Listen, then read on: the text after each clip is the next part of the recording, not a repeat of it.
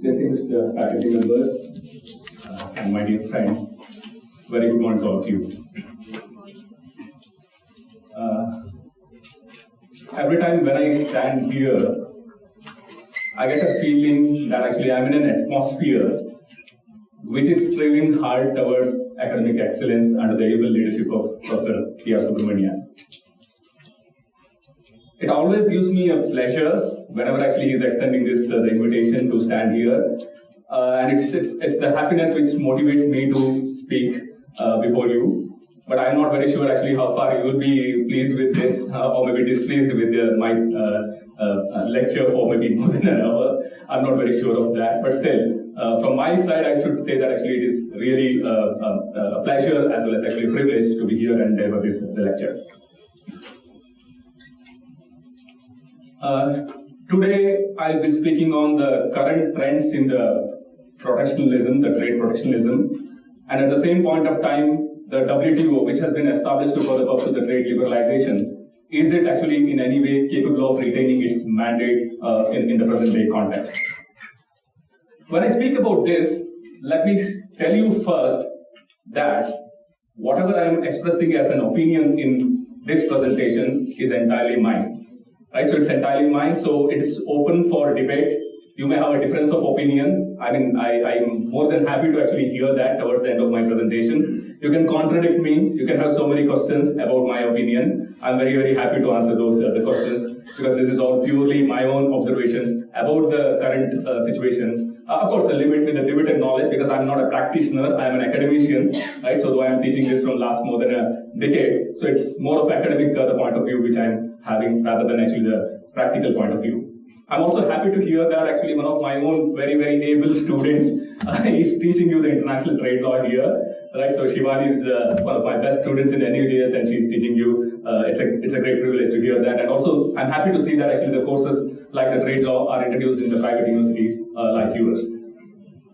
With this, I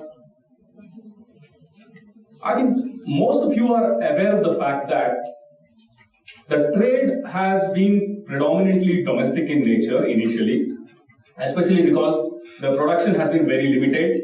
And in the local market, these the products used to be absorbed. There used to be sufficient demand in the local market for the purpose of actually purchasing those products. So the producers had no problem in terms of actually selling off their product in the local market itself. But then, as we know, the industrialization swept, especially in the Europe initially and then subsequently at the global level. And at the same point of time, means of transportation were also developing. Like, so you have the sea as a major means of navigation being developed. Similarly, aviation industry being developed for the purpose of the quicker transportation of the person, product, or maybe services, etc., etc.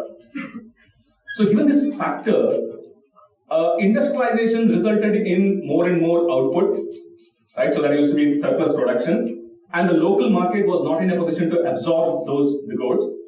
Producers had surplus, they have to sell off in some other market, and only option available to them was to sell off in the foreign market. What helped them a lot is in terms of this means of transportation, right? So through the ship, or maybe through actually the aircraft, actually they could be able to send their products to the other destinations, find an alternative market, sell off their products with a reasonably good amount of profit. So the trade moved from a domestic trade to the international trade, right? So it has moved from domestic, predominantly domestic level to the international level. But along with the movement to the international level, restriction to the trade also started to emerge. The states, for various reasons, started to impose the restrictions, maybe in the form of tariff barriers or maybe in the form of non-tariff barriers. Tariff barriers in the form of customs duties at the border level. Non-tariff barriers means anything and everything apart from the customs duty. You may have a licensing requirement, you may have actually internal taxes, you may have actually the local content requirement. So many restrictions can be imposed in the form of a non-tariff barrier. All these restrictions came into existence primarily because of two reasons. One, that the states wanted to protect their domestic industry. That's what I'm trying to address today, right? So where we are at present, that's what I'm trying to tell you, right? So the first reason why they have brought in the restrictions was to protect their domestic industry. Because if they don't impose restrictions, there would be too much of the inflow of the foreign commodity into the domestic level, and the domestic producers would lose out the market, and they have to shut down their industry. So in order to protect their domestic industry, they had come out with actually a lot of restriction to the international trade. The second reason, especially for the tariff barrier, is the generation of revenue. They will collect more and more taxes or tariff, and ultimately actually they will generate huge amount of revenue for different state welfare purposes, etc. So these were the two major reasons why the obstacles in the form of tariff as well as the non-tariff barriers came into existence for the international trade. After the First and the Second World War, these restrictions started to increase manyfold. Why? Because there was a third factor which has come into existence for increasing the barriers to the international trade. That was the economy. Not exactly the economy. More than that, the political factor of animosity between the states. States were not in good terms with each other in terms of the politics. So given that factor, they didn't want to even have a trade amongst themselves. That is the very reason why actually after the First and the Second World War, you can find that actually the restriction of the trade increased by manyfold. Now, it didn't take much time for the states to realize that these restrictions are counterproductive to the interest of everyone. Because if country A is imposing restriction on country B's product entering into its market, country B is also going to impose restrictions on country A's product entering into its market. Right? It's a kind of a retaliation, that's it. So if one goes for actually imposing restriction to the other country's product, other country is also going to impose restriction to the farmer. So it's a kind of a lose-lose situation for both of them. No one is going to win out of this. It's a lose-lose situation. The producers in both the states should be suffering by virtue of all these trade restrictions. So precisely because of that reason, the world community understood that it is not good to go for the trade restrictions. Rather, we have to go for the trade liberalization. We have to remove these restrictions. This is what motivated initially the negotiation for GATT. In 1947, we have got the General Agreement on Tariffs and Trade coming into existence, which predominantly had 5 major principles to eliminate all these kind of the barriers. Starting with the MFN treatment, the most favored nation treatment principle, where you should not discriminate between the member countries.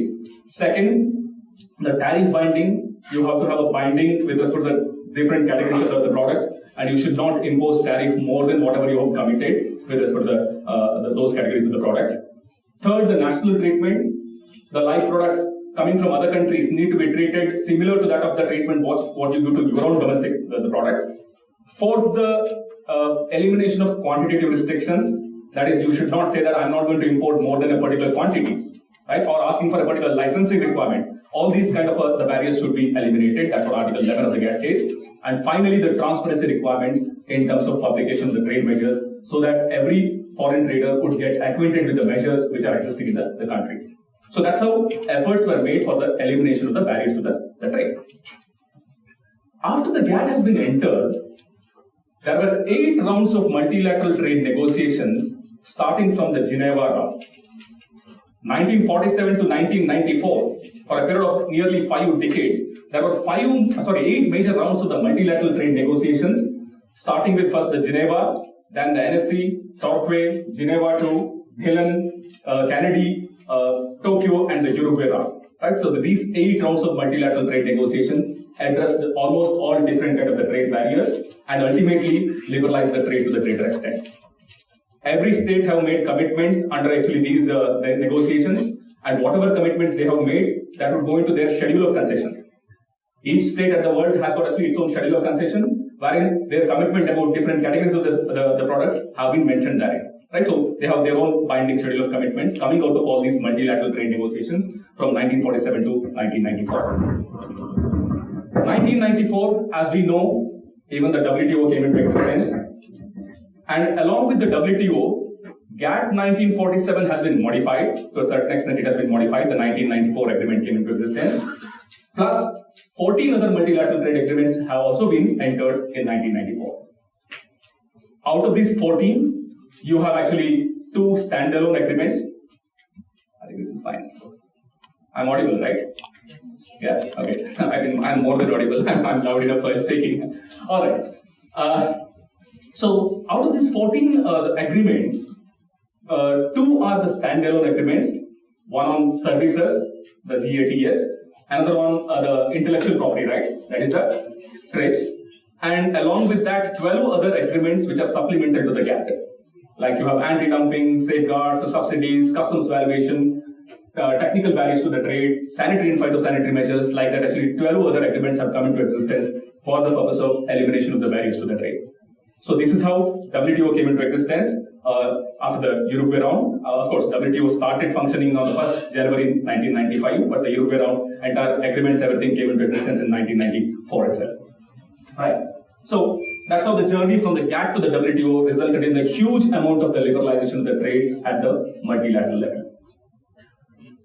But something which I should caution you at this moment is that despite all these liberalization, despite all these cooperation amongst the states for the purpose of actually reducing down the barriers to the trade, states are inherently having the inclination towards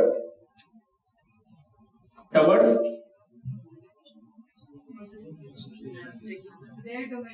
domestic interest, right? So they would like to actually protect their own domestic industry. So this trade protectionism is always inherently there with the state. It never wanted to compromise with its sovereignty.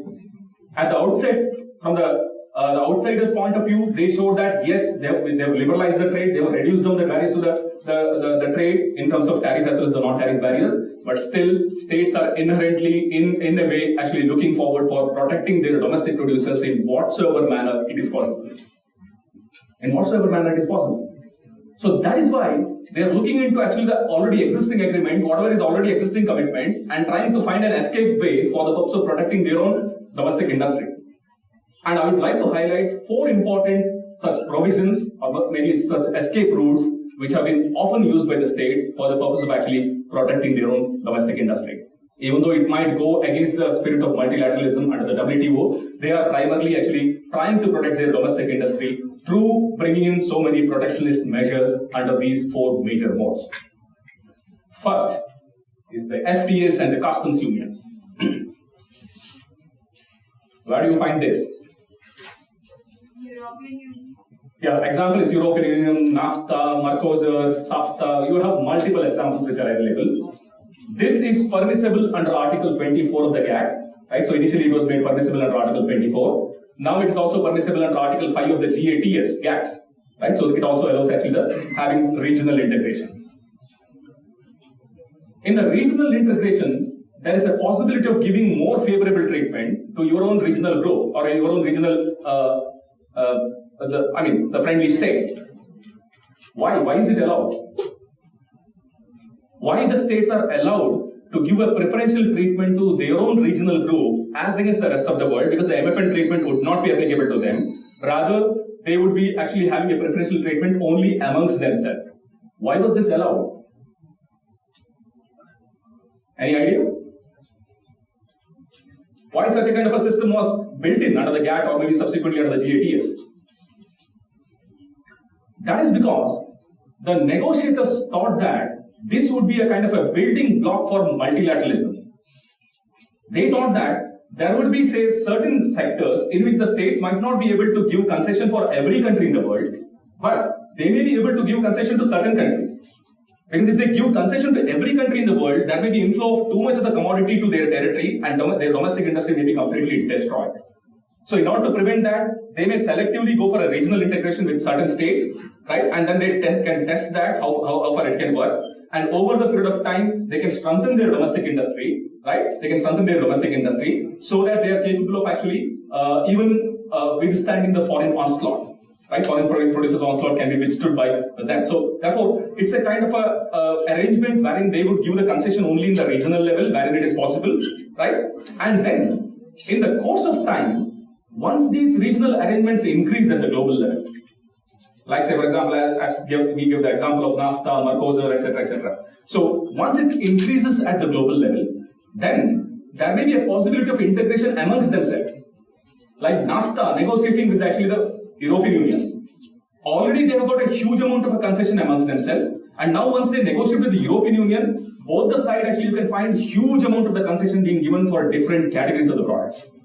It's not one-to-one negotiation, one country negotiating with another country and giving concession only on few products.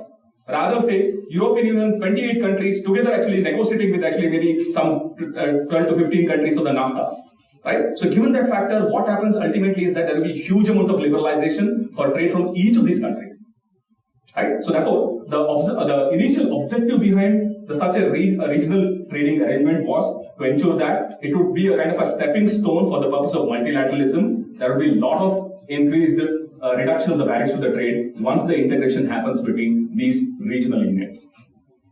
Right? So starting with the regional integration, then the global integration by virtue of collaboration between these regional units. So that was the very purpose behind allowing the regional trade agreements under Article 24 or under Article 5 of the GATS. But my question is, how far they have been effective? Whether they have been successful in achieving the purposes. Let me tell you what has happened. This is actually a graph which I have taken from the WTO website itself, which shows the regional trading agreements which have been entered from 1948 to 2020 till current date. Almost 700 multilateral trade agreements have been entered, right? To be very precise, 698. Some of them have been actually reported to the WTO. Some of them have not even been reported to the WTO. They haven't even reported to the WTO. There is a requirement of reporting back. They haven't even done that, right? But totally around 700 multilateral trading, the regional trading arrangements have been entered, maybe in the form of free trade agreements, maybe in the form of customs unions, whatever it may be, right? So there has been actually 698 such kind of agreements. What is alarming is what has happened from 1992 till today. Look into the graph. I don't know whether it is visible from behind. Is it visible? Yes? 1992, this is 1992 figure. This is 1992, right?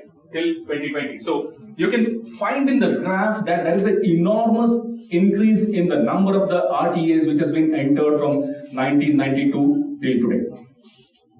Right? So until 1992 it is negligible, might not even be 5% of the total number of RTAs which have been entered. Right? 1992 onwards you can find more than 95% RTAs which has been entered into. What is the effect of this? Effect of this is that we are moving more in terms of the bilateralism and plurilateralism rather than multilateralism. I told about 8 multilateral trade negotiations starting from Geneva to the Uruguay round of multilateral trade negotiation, which happened from 1947 to 1994. All of them actually was with a multilateral spirit. All the states came together, negotiated, had got actually a lot of actually concessions to each other. But now, the multilateralism has got a kind of a death name. The last negotiation which has been tried is under the WTO. What is the round of negotiation which has been tried? The Doha round of negotiation. You must have heard of that, right?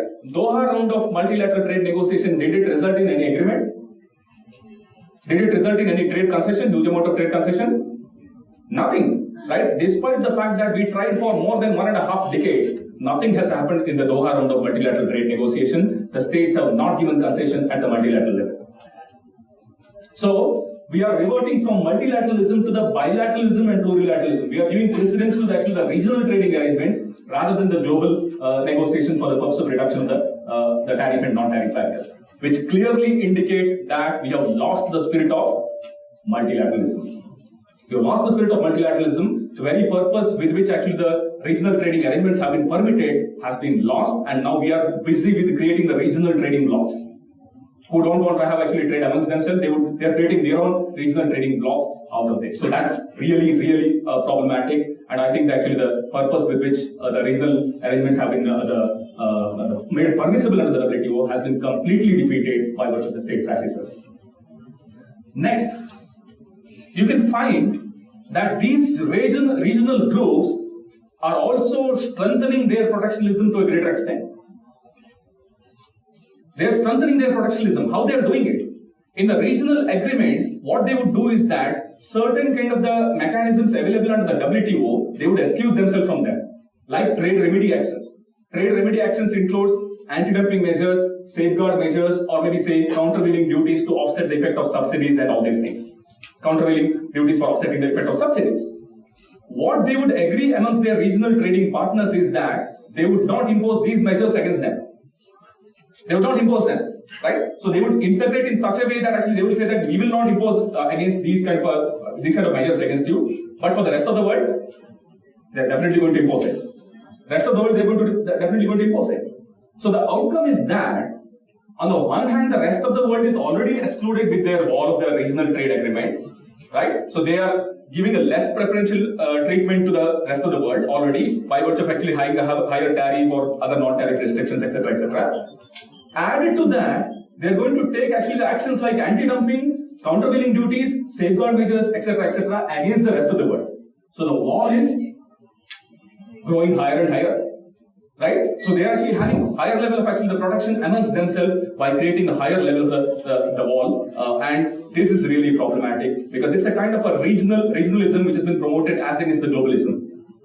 It's a protectionism which is operating in the regional level and completely discarding the interests of the countries at the global level. Right? So that's again alarming thing with respect to the regional trading arrangements. Next,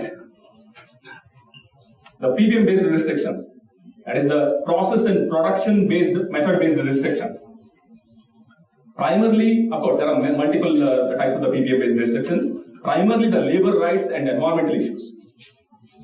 In fact, when the GATT was being negotiated, of course, the environmental issue was not the major concern because the world community was not even aware of the international environmental concerns, right? So, therefore, there was not much discussion on that. But at least on the labor standards, there were discussions, and even there was a social clause in the Havana Charter wherein they wanted to say that unless and until a particular minimum labor standard has been followed, the restrictions can be imposed with respect to the products coming from those territories. But who objected to this? United States itself has objected to this in 1940s. Because at that time, it was a developing country, right? And the labor standard was not high as you can find at present. It was almost equivalent to that of other countries. So consequently, and also it was developing immensely, right? So they were not in a position to pay the hefty labor charges. So they were also actually extorting the labor in a way. So they themselves were not happy with the social clause in the Havana Charter. They were actually saying that no labor standards, nothing in the GATT, because GATT is for the purpose of liberalization of the trade and not for the purpose of protection of the laborers. It should be the headache of the ILO, not of actually the WTO or the GATT. So therefore, we should not look into that. That was actually the mantra which United States chanted in 1940s. But now we can see that after agreeing at the WTO level that we are not going to include the labor standards or environmental standards to a greater extent in the WTO, these regional trading arrangements are giving a kind of a backdoor entry to these things. They are having a regional trading arrangement on the clauses that if a particular labor standard has been followed, then only we are going to give the preferential treatment. If you want to become a partner state, you have to follow a particular labor standard. If you want to actually become a partner state, you have to follow a particular environmental standard. Like that, actually, they are excluding the rest of the world and having a kind of a regional partnership through bringing in labor standards as well as the environmental standards. In fact, Shivani has actually done a wonderful dissertation on this issue itself. So if anyone wants to discuss with respect to this, you can speak to her on that. Right. So therefore, it's an indication of the fact that the regional trading arrangements are basically being used as a kind of a tool for the purpose of bringing something which has been actually excluded from the purview of the GATT WTO. They negotiated, excluded from the purview of the GATT WTO, and now they are actually trying to have a kind of a backdoor entry because their labor standard is very high now. At the same point of time, environmental standard has increased actually. So given that factor, now they want to bring it within the ambit of the GATT through the regional trading arrangements. So this is also another major protectionism issue coming out of the regionalism. Next, is WTO equipped to handle this? What is this? The Brexit, right? The Brexit. If you look into the GATT WTO, it predominantly speaks about having more and more regional integration. It says you integrate, how about more and more liberalization? What has to be done if a state which is already integrated into a regional trading arrangement backs off from that? What should be done? That has not been actually properly safeguarded under the GATT WTO because the drafters never thought that once the states enters into actually the RTA or a free trade agreement, it would back off from that at a later point of time. That was never the envisaged or that was never thought by the drafters of the GATT WTO. Now that has happened. It has become a practical example now with the Brexit. Question is, how are you going to balance the concessions which have been already given by the states? Say, for example, European Union earlier was negotiating together with respect to any trade concession with the rest of the world. It was together, so including UK. Say, let me give the example of India. India might have negotiated with the European Union earlier on, say, for example, 100 different categories of products. Right? It might have given certain concession to the European Union. It might have also got some concession from the European Union for its product. While having this negotiation, Indian products which are supposed to be routed to the European Union have got a major market hypothetically in Britain. Right? So the major market is in Britain for Indian products. And India negotiated with the European Union because actually Britain was part of the European Union. It was part of the European Union. So it had no option to negotiate individually with Britain. It had only option to negotiate with the European Union. It gave the concession to all the European Union countries and got the concession together from the European Union countries. That's how actually this has happened in the trade negotiation. Now, Britain is exiting from the European Union.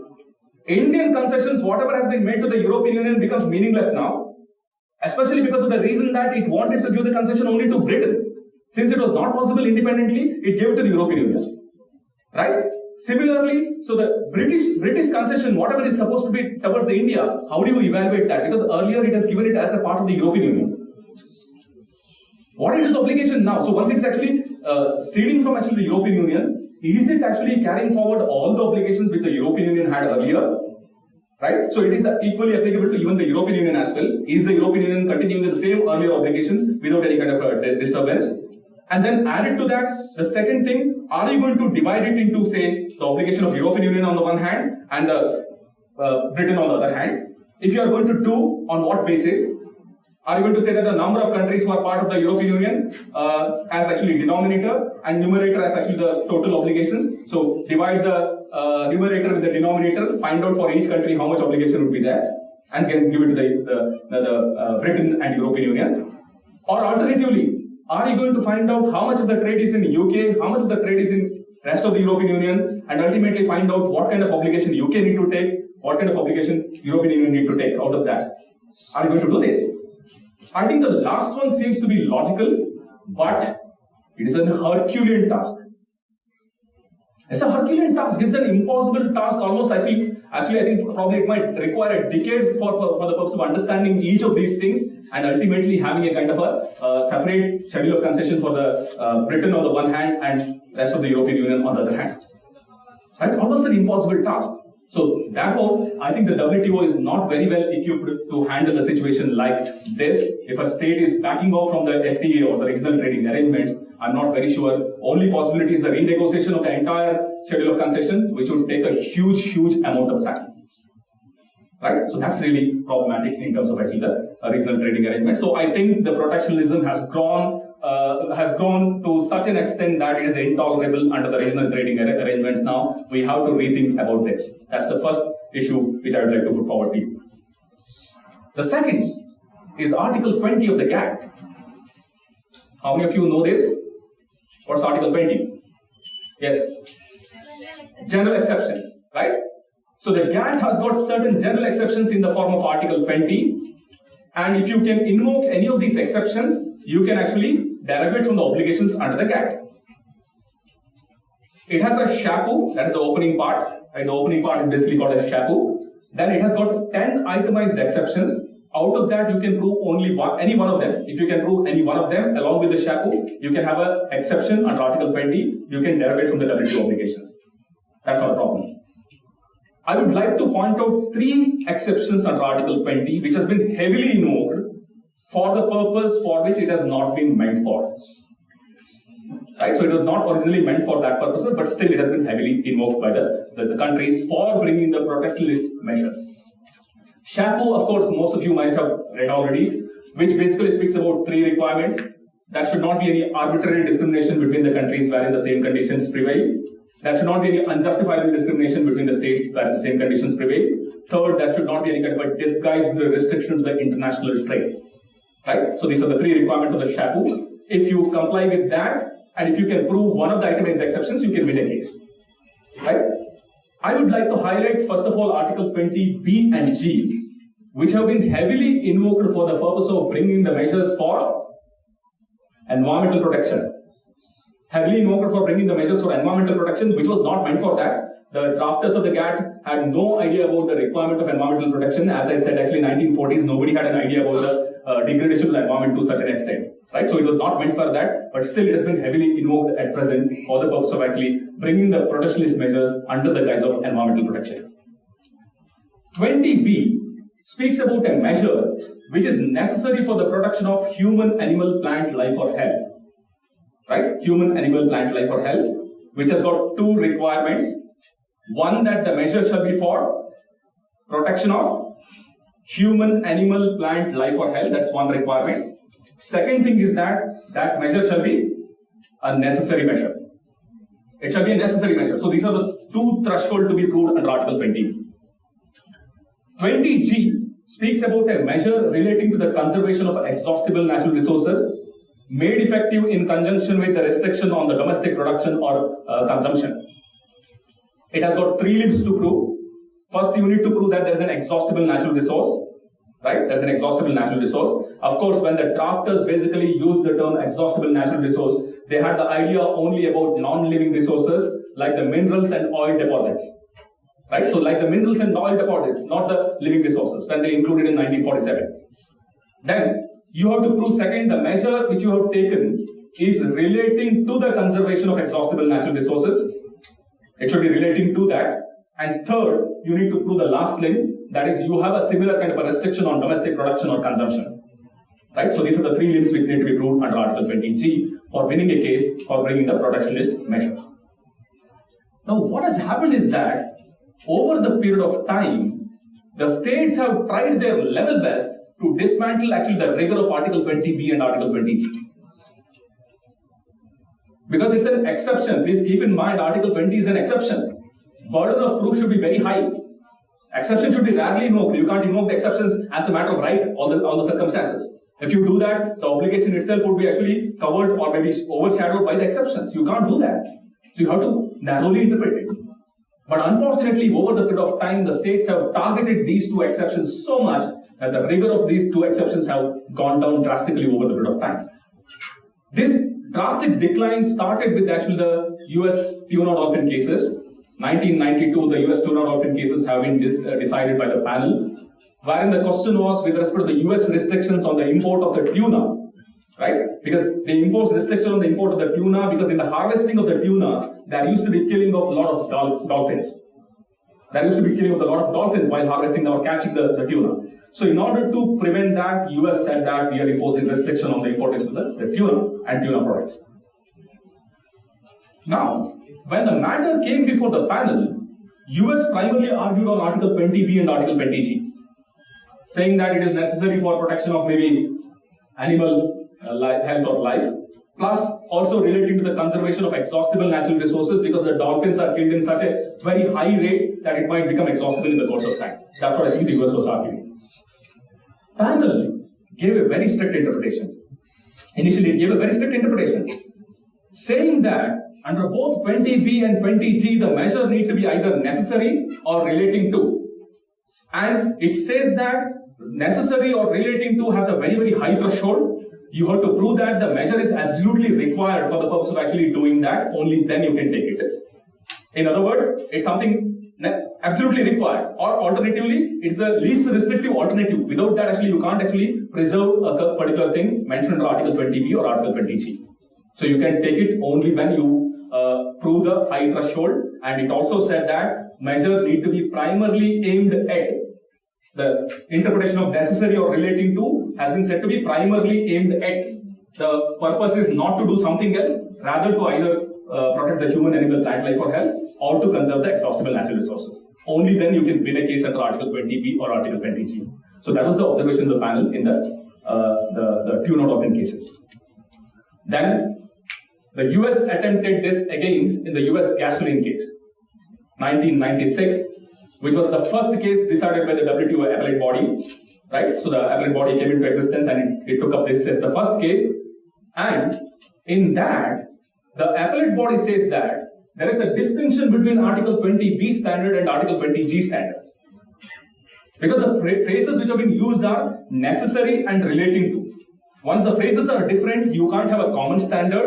Relating to should have a lesser standard when compared to the necessary. Right? So it need not be primarily aimed at.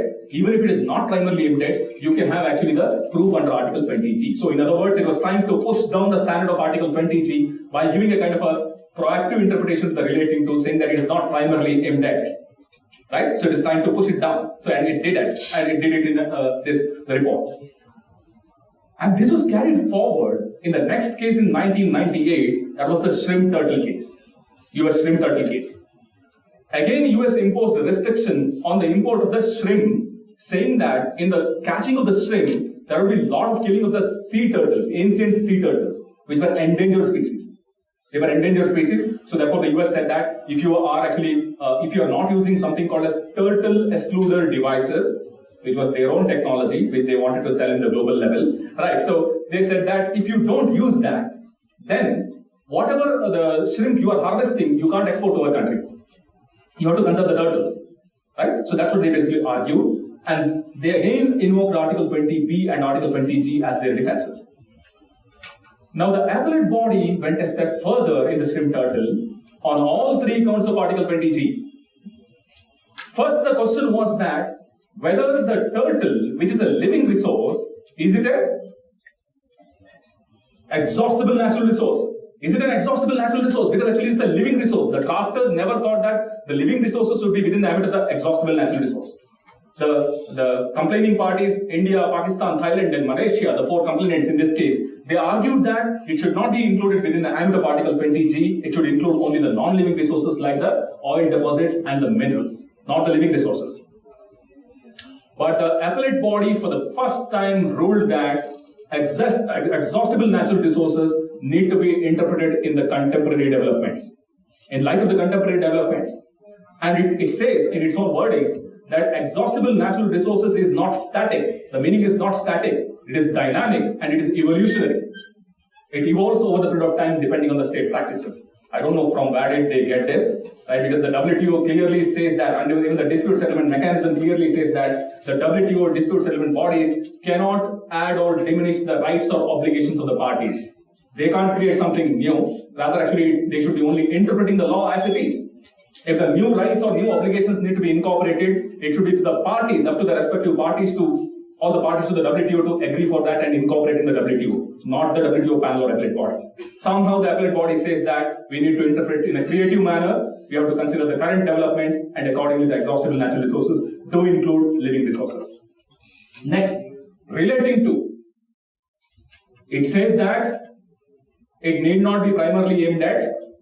If there is a relationship between the end and the means, that is your purpose of actually the conservation of the turtles and the means which you have adopted, that is asking for a turtle excluder devices. If there is a relationship between the two, sufficient. You need not even prove that your measure is primarily aimed at the conservation. So the threshold has been drastically reduced down in the US shrimp turtle, the case on the relating to.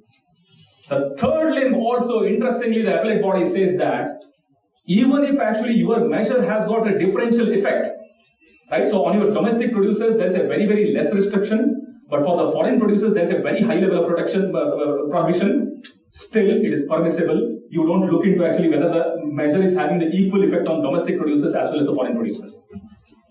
So now Article 20G is quite easy to invoke. Your very high burden of proof has been thrashed down as low as possible on all the three limbs of Article 20G, and now it's easily invocable for the states for the purpose of bringing the protectionist measures. So that's how Article 20G has been diluted down. Now, carrying forward the same legacy, Article 20B standard has also been brought down. In the subsequent cases, like say the Korea beef, then the EC asbestos, US gambling, then Brazil retreaded tires, etc. In all these cases, the threshold of necessary under Article 20B has also been brought down, saying that necessary is not primarily aimed at, it is not indispensable, it is somewhere in between the indispensable and making contribution to. Right? Somewhere in between the indispensable and making contribution to. Making contribution to means actually anything, any indirect way of making contribution as well. It need not be a measure primarily for doing whatever is mentioned in Article 20B. Even if it has an incidental effect in terms of actually doing this, that is sufficient. Of course, Where exactly it lies, you have to decide it on the basis of actually the facts of the case. It doesn't say that this is the standard, but in between this whole stretch of actually the indispensable and making contribution to, somewhere in between it lies. So necessary is not indispensable, not primarily imperative. So it is very clear that there is a lowering of the threshold, and more significantly, the EC asbestos says that if it is a health risk involved in a particular case, your proof of necessary is burden of proof of necessary is very low. It's very low. So Article 20B standard has also been diluted down, and it has become quite easy for the states to invoke for bringing in the protectionist measures. So from environmental perspective, they are quite often invoking 20B and 20G, and they bring some kind of a disguised measure to protect their own domestic industry. Of late, there is a development under Article 20A as well. Article 20A as well, which speaks about a measure necessary for the protection of the public morals. Public morals. Again, two things need to be proved. One, that it's a measure on public morals. There's a public moral standard which is prevailing in the country, and measure is necessary for the protection of public morals. So these are the two things which need to be proved. In 2014, the WTO appellate body decided the case of EC seal products. EC seal products, wherein the EC has imposed the restrictions on the import of the seal products by saying that the manner in which they are being killed is inhuman. It's an inhuman killing of actually the seal products, which is against their public morals. Interesting, the appellate body has upheld it. Appellate body said that yes, it's against the public moral, it's a standard which the states do set in their own domestic level, so it's all against actually the public moral in the EC, therefore they have a justification under Article 20A. Even though at SHAPU level they fail, still under Article 20A it is justified. Now if the killing of the seals in a particular manner is considered to be inhuman and against the public morals under Article 20A, I am sure days are not very far wherein the United States is going to impose a restriction on Indian products by saying that Indian labor standard is actually against their public morals. The lowest labor standard which is prevailing is inhuman, it is against their public morals. So this is Article 20A development is leading to a kind of a jurisprudence wherein we are going to incorporate even labor standards within the ambit of the GATT, which United States has opposed in 1940s. Now it is time to bring it, or maybe the developed countries will try to bring it within the ambit of Article 20A. Right? So therefore, again, we are going in the wrong direction, and in all probability, the protectionist measures would increase more and more under Article 20, especially under B, G, and A. Right? So that's about Article 20. Next. Yeah. Article 21 of the GATT, this is the third limb of my presentation, which is on security exceptions, right? The security exceptions. States can impose certain restrictions on the basis of the security. 21A and B, first let me discuss them and then go to the 21C. Nothing in this agreement shall be construed, clause A, to require any contracting party to furnish any information, the disclosure of which it considers contrary to its essential security interest, or B, prevents any contracting party from taking any action which it considers necessary for the protection of its essential security interest relating to 1, 2, and 3. Right? 1 on the fissurable materials and materials from which it is derived, 2 on the relating to the traffic in arms, ammunition, and implements of war, and such other traffic in other goods and materials as is carried on directly or indirectly for the purpose of supplying a military establishment, and last, taken in time of war or other emergency in the international relations. If you look into 21A and 21B, what do you find? What do you find at the outset? First one is requiring and second one is preventing something. Right, fine. The distinction is fine. What is the common thread in both of them? Yeah, but common thread, what is common thread I'm asking? Security. Security, true. The heading itself is security. Common thread is lot of discretion given to the state, which I have underlined therein, which it considers. Who is considering? The state which is imposing the restriction is considering that. It considers it's essential for its essential security interest. That's what the state itself is considering. Nobody else is considering that. Right? It is not an objective standard, rather it's a subjective standard wherein the state itself believes that its essential security interest is a threat. Therefore, either it is not going to divulge the confidential information, or in contrary, they would take the measures under clause B. A scholar in the trade law, Rajbala, says that Article 21 is a kind of a license to be a cowboy. It's a license to be a cowboy to the states, because that much of a discretion is vested under these clauses. Right? Especially, I would like to highlight 21B, which says, which it considers necessary for the protection of its essential security interests. Believe it or not, the states have taken the measures under Article 21, of course, without disclosing that it's an Article 21, the measures, in such a way that what has been shown in this slide. Sweden imposed a restriction on the exportation of the footwear by saying that its essential security interest would be threatened by the exportation of the footwear, because this footwear is also being supplied to their military units. It's also been supplied to their own the military units. And if you go back, actually 21B, you can fit that within the ambit of 21B2. Last part, which says the goods and materials as is carried on directly or indirectly for the purpose of supplying a military establishment. Right? Sweden never declared that actually Article 21 measure it is taking. It simply said that export restriction on the footwear. And none of the countries challenged this before the GATT-WTO. Because they know that if they challenge also, they will not be able to win a case under Article 21. Right? So they went for the negotiation with the Sweden. Sweden said that I'm invoking Article 21. Stop, nothing else. They tried to please Sweden by some other way and try to get some kind of a concession in terms of the exportation, rather than going for a case before the GATT panel. Because they know that it has got so much of a discretion that it is impossible to prove that Sweden was afoul of the GATT provisions. Right? It would easily invoke Article 21. And this has been done historically many a time.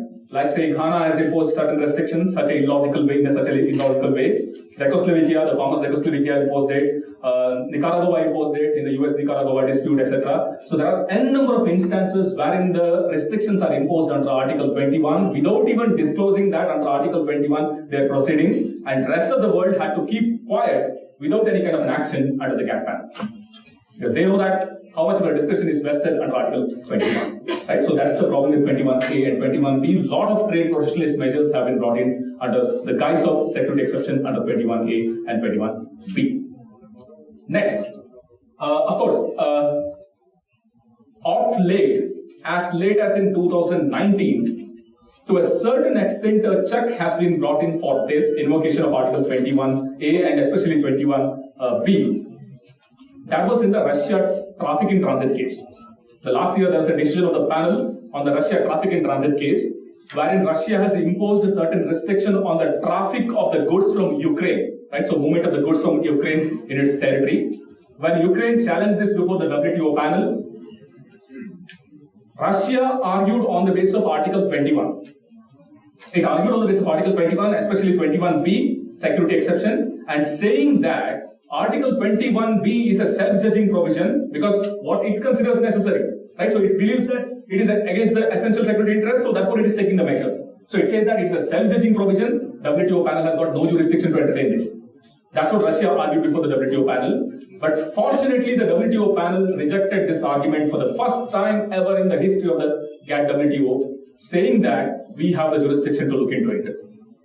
Right? So historical belief that actually Article 21 cannot be opened before the WTO panel or appellate body has been negated by the panel by saying that we have a jurisdiction to look into this, especially because of the reason that if it is a self-judging provision, Article 21B would have been worded like this. That is, state parties can take any measure which it considers necessary for the protection of its essential security interest. Bas, done, nothing else. Right? So if at all it's the blanket discretion to the state, they should have mentioned only that. There was no requirement of mentioning relating to 1, relating to 2, or relating to 3. Right? So once it has been mentioned relating to these things, it gives enough scope for the WTO panel to find out, is the measure relating to any of these things? Are you getting the point of the panel? Right? So once it has been elaborately discussed like this, only in these circumstances you can take the measures. It is very clear whether those circumstances are prevailing or not. It can be tested by the panel. Even though it is a limited intrusion or limited jurisdiction which is exercised by the panel, still panel has got the jurisdiction. That's what the panel says in the Russia traffic in transit case. But despite all these developments, I am very sure that Article 21 is still subject to the misuses. States can bring in the protectionist measures a lot under Article 21, Clause A and Clause B. Clause C adds on further confusion. It says that states can take any measure which to prevent any contracting party from, of course, you have to read from the statute, nothing in this agreement shall be construed, to prevent any contracting party from taking any action in pursuance of its obligations under the Charter of the United Nations for the maintenance of international peace and security. So, states can take the measures or the restrictions, they can impose the restrictions for the purpose of maintenance of international peace and security in furtherance of the obligations under the Charter of United Nations. Now the question is, does Article 21 Clause 3 allow the states to take individual actions? Of course, you might not find the discretion mentioned under Clause A and Clause B here. It is pursuant to the Charter obligations, you can take the measures for the maintenance of international peace and security. But whether the Charter of United Nations allows the individual action, because the WTO is not speaking about the collective action. WTO speaks only about individual action. So whatever measures you are taking, you are going to take individually here under Clause C. But if you look into the Charter of United Nations, who is supposed to take an action if at all there is any breach of international peace and security? Who has got the primary responsibility? Who has got the primary responsibility? I think a very, very general question on public international law and the working of United Nations Charter.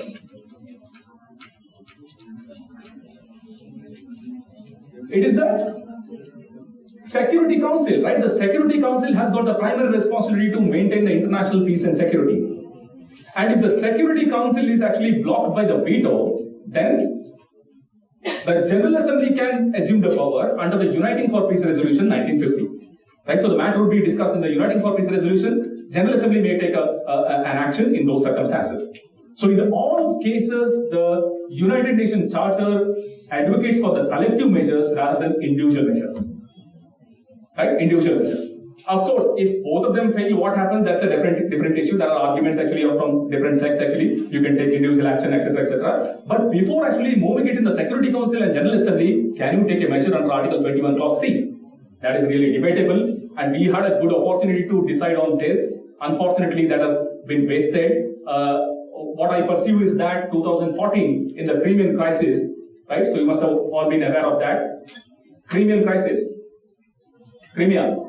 Right? So Russian annexation of Crimea, right? So during the Crimean crisis, European Union and United States imposed the trade restriction against Russia. They imposed the trade restrictions against Russia. European Union, of course, maybe had a justification under 21b(3) because of the reason that Ukraine was supposed to become part of the European Union. Russia was opposing that. So therefore, they could have argued under actually the last clause, that is other emergency under the international relations.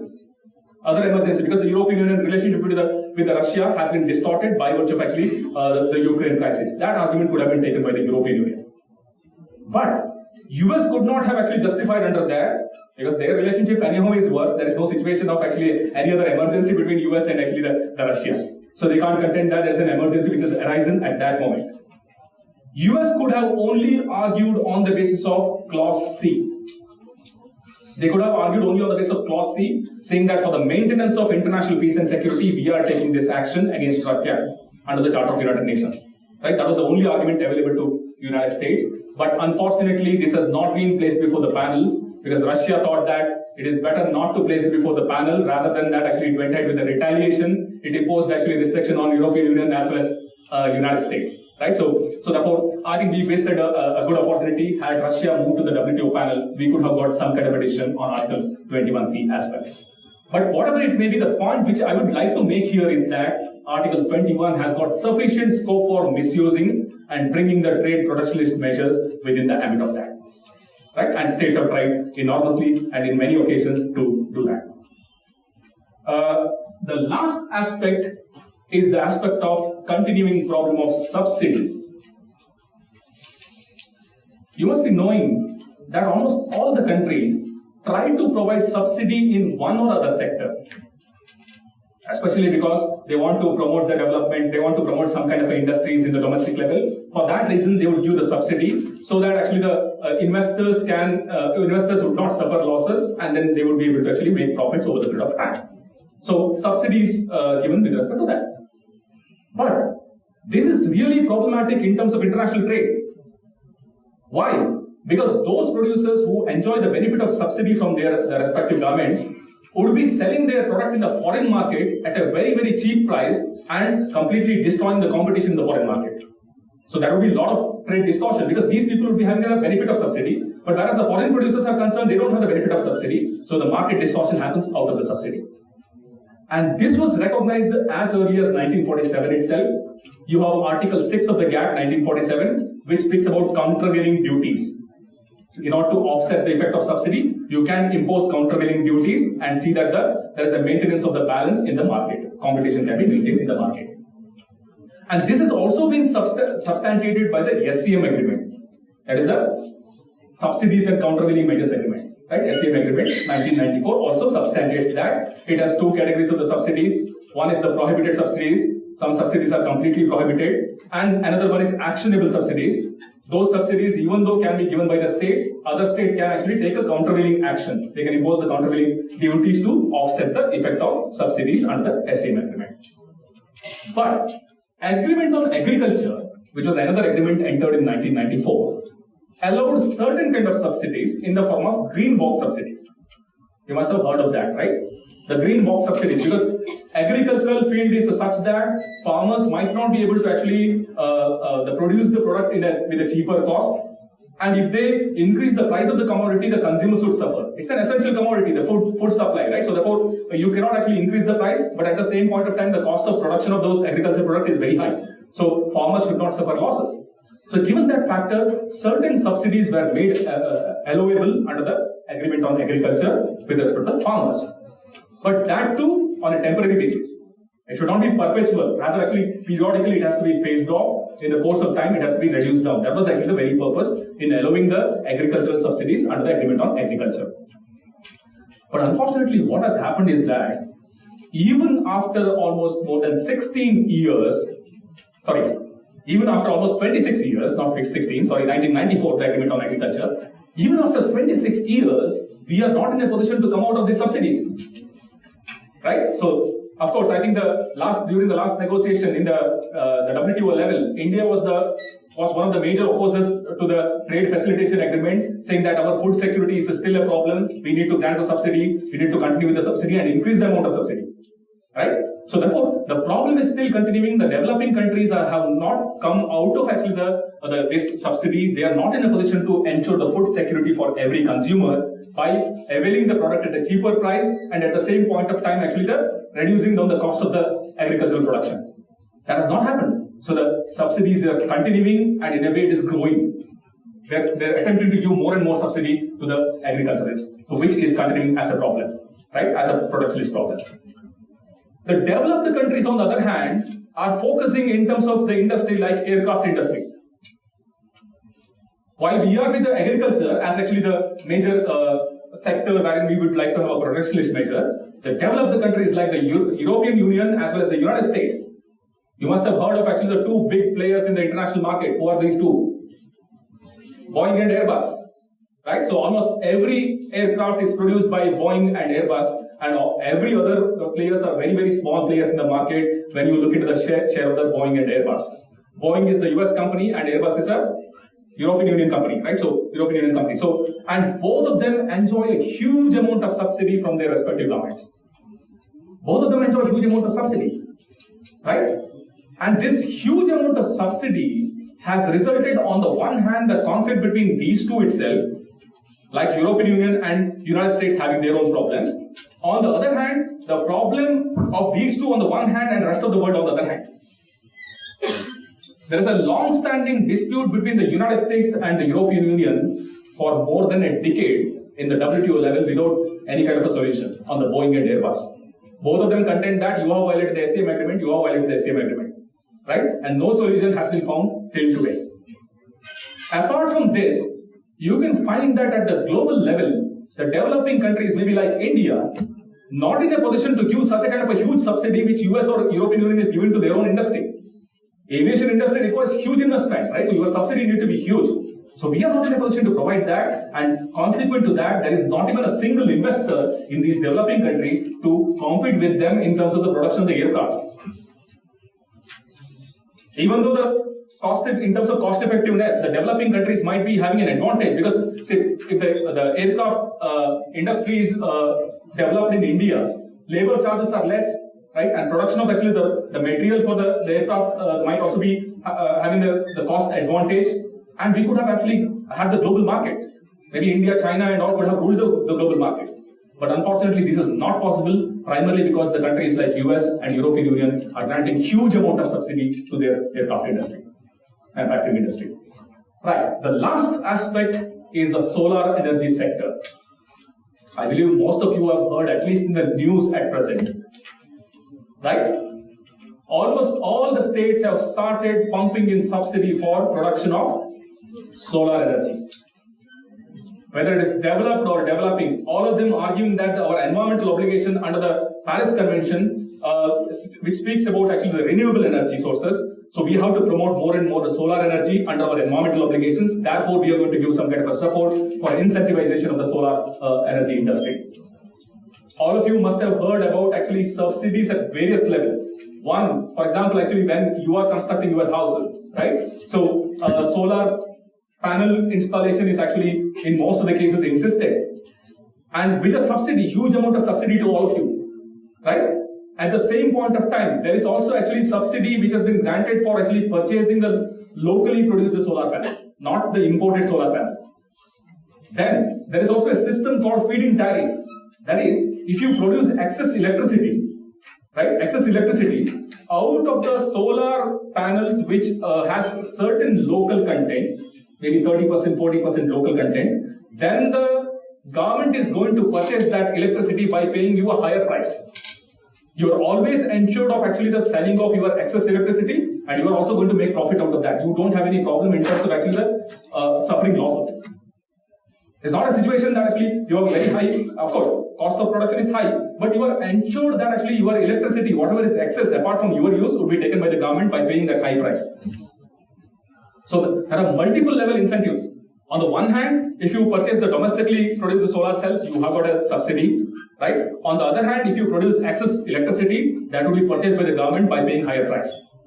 Like that, multiple subsidies are granted in many countries, including, say, Canada, United States, India, Brazil, most of the developing countries, etc., etc. Cases have been fought in the WTO level, right? You must have heard about the Canada feed-in tariff case as the beginning. Then the US solar cells, right? India solar cells. India lost the case. US solar cells, which India has filed a case against the United States. So in all these cases, the respective states who have taken the measures have lost their cases. They have lost their cases. But despite that, the subsidy in the solar energy sector is continuing. It's continuing. So therefore, it clearly indicates that the subsidy is another major problem, out of which the trade protectionist measures are taken by many of the states at the global level. To sum up, I have a question. The question is that, are we reversing this entire process of the trade liberalization? What we understood after maybe the First World War or the Second World War, that actually it is not advantageous to have a restriction to the international trade, and then going for the trade liberalization for a period of more than 5 decades, between 47 to 1994. Now probably you are reversing that process. We are reinventing the wheel.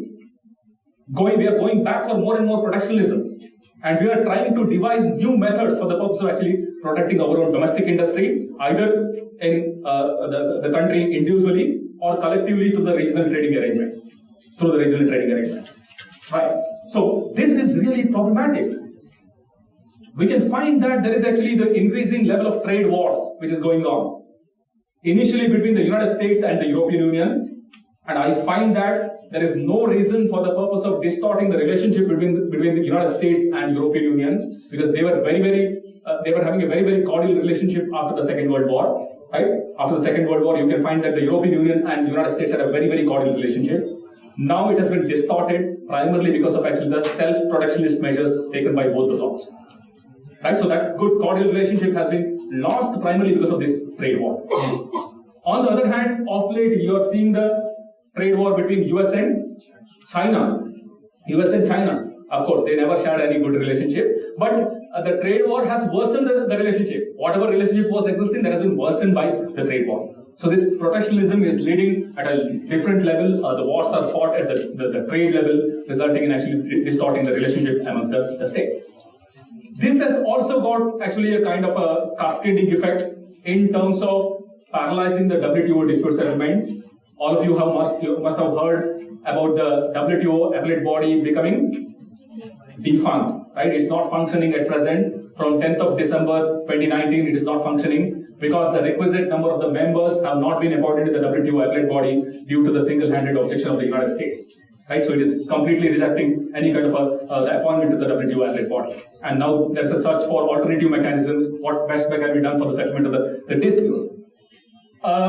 Added to that, US is also threatening to withdraw from the WTO. Of course, for more than a year, that Trump is basically saying that they are going to withdraw from the United States, which he hasn't done till now. But imagine about the consequence. If the United States is going to withdraw from the WTO, there will be 100 other states which will be in line for withdrawal from the WTO. Why should they actually have the commitment for the trade liberalization if the big player in the market is out of the WTO regime?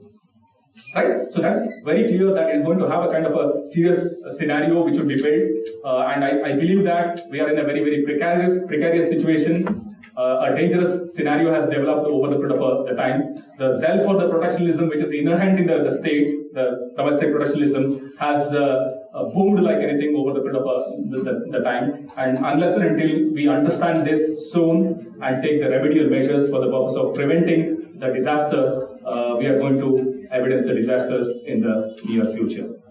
That's all about actually my opinion. Thank you so much.